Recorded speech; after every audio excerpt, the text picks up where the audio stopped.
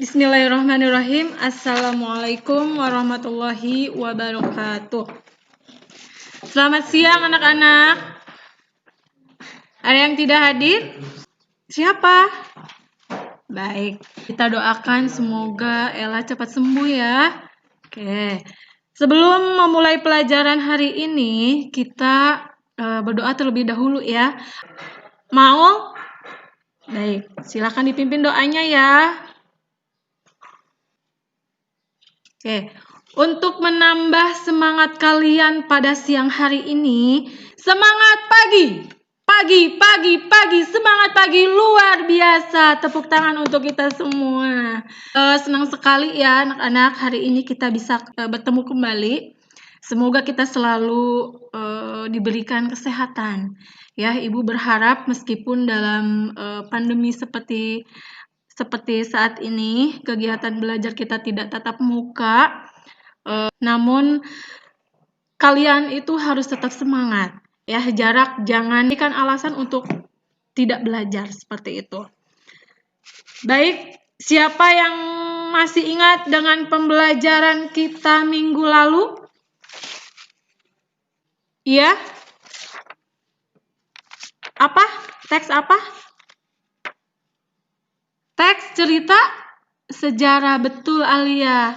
Ya, jadi minggu lalu itu kita sudah mempelajari teks cerita sejarah.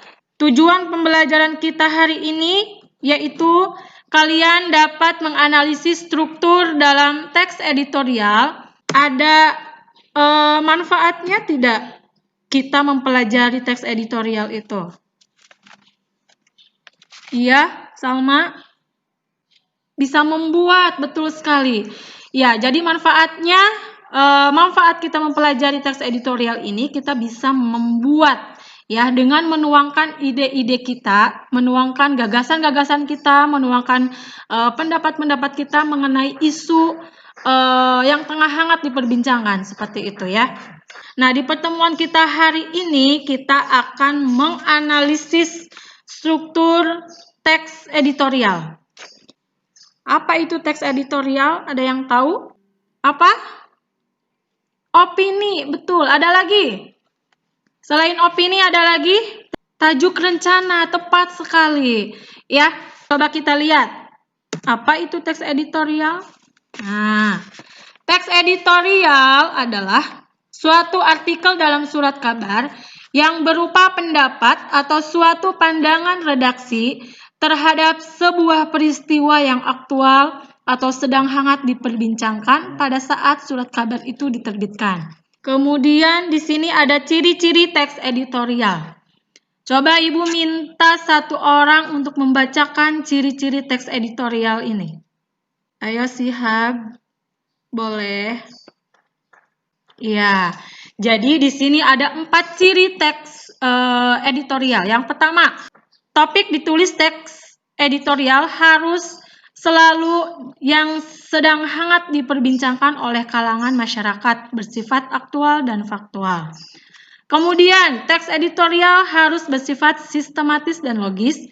Yang ketiga, teks editorial merupakan sebuah opini atau suatu pendapat yang bersifat argumentatif. Dan yang terakhir, teks editorial sangat menarik untuk dibaca. Hal ini karena teks editorial itu menggunakan kalimat yang singkat, padat, dan jelas. Nah, di sini ada 3 struktur teks editorial. Yang pertama, masalah atau pengenalan isu. Jadi, pengenalan isu itu pendahuluan dalam teks editorial. Kemudian yang kedua, argumentasi atau penyampaian pendapat.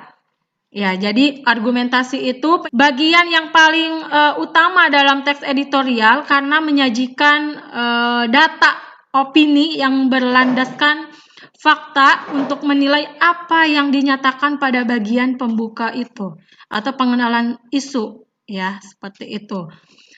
Kemudian yang ketiga, penegasan ulang. Pada bagian ini berisi penguatan kembali pendapat seseorang atau argumen yang ditunjang oleh fakta dalam bagian argumentasi. Kemudian kita cermati contoh teks editorial. Nanti kalian bisa pelajari, bisa dibaca lagi. Ya, ini linknya, ini dia. Ini contoh teks editorial beserta analisisnya. Apakah ada pertanyaan sampai sini? Nah, Mira bertanya, apa artinya aktual dan faktual? Sebelum Ibu jawab, ada yang bisa membantu Ibu untuk menjawab? Iya, betul sekali. Nah, yang ditanyakan Mira adalah kata aktual dan faktual. Itu artinya apa ya? Aktual itu artinya apa? Aktual itu artinya yang sedang hangat diperbincangkan atau sedang menjadi perbincangan banyak orang. Itu aktual. Kemudian kata faktual. Kata faktual itu artinya berdasarkan fakta atau kenyataan. Ya, seperti itu. Ada lagi yang ingin ditanyakan? Tidak ada. Baik. Nah, jika tidak ada lagi pertanyaan, silahkan cermati teks editorial yang ada di LKPD.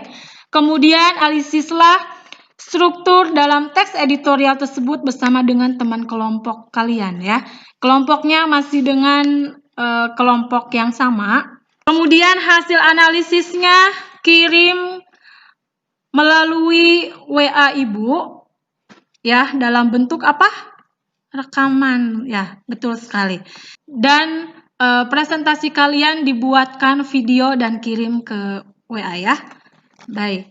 Ini LKPD yang akan kalian gunakan dalam pembelajaran hari ini, yaitu menganalisis struktur dalam teks editorial.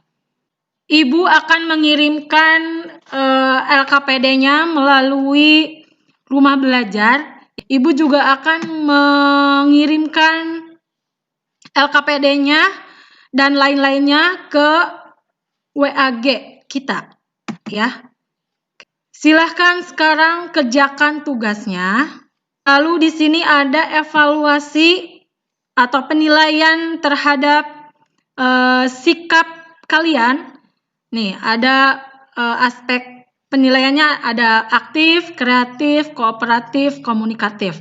Nah, jadi dalam diskusi itu kalian harus aktif, ya, jangan diem aja gitu. Harus kooperatif dalam berdiskusi. Ibu kasih waktu 20 menit untuk mengerjakan LKPD-nya, cukup? Cukup. Baik, sudah selesai anak-anak? Sudah. Oke, ini juga sudah banyak yang masuk ke WA Ibu ya. Sudah ada 4 kelompok yang sudah selesai mengerjakan tugasnya. Baiklah, siapa yang bisa menyimpulkan pembelajaran kita pada hari ini? Ayo Wahab, bisa simpulkan pembelajaran kita pada hari ini? Kita sudah belajar apa aja? Iya, pengertian teks editorial. Kemudian, apalagi? Rika? Iya, ciri-ciri teks editorial. Lalu yang terakhir, struktur teks editorial. Iya, jadi 3 poin itu sudah kita pelajari pada hari ini ya. Yang pertama, pengertian teks editorial, kemudian ciri-ciri teks editorial, dan yang terakhir struktur teks editorial. Nah, untuk pertemuan selanjutnya kita masih akan membahas tentang teks editorial, namun pada IPK yang berikutnya, ya, yaitu menganalisis kebahasaannya. Kita cukupkan untuk pembelajaran kita pada siang ini. Salam sehat selalu ya anak-anak, jaga kesehatan. Kita akhiri pertemuan kita hari ini dengan membaca hamdalah bersama-sama. Alhamdulillahirrabbilalamin. Terima kasih semuanya. Wassalamualaikum warahmatullahi wabarakatuh.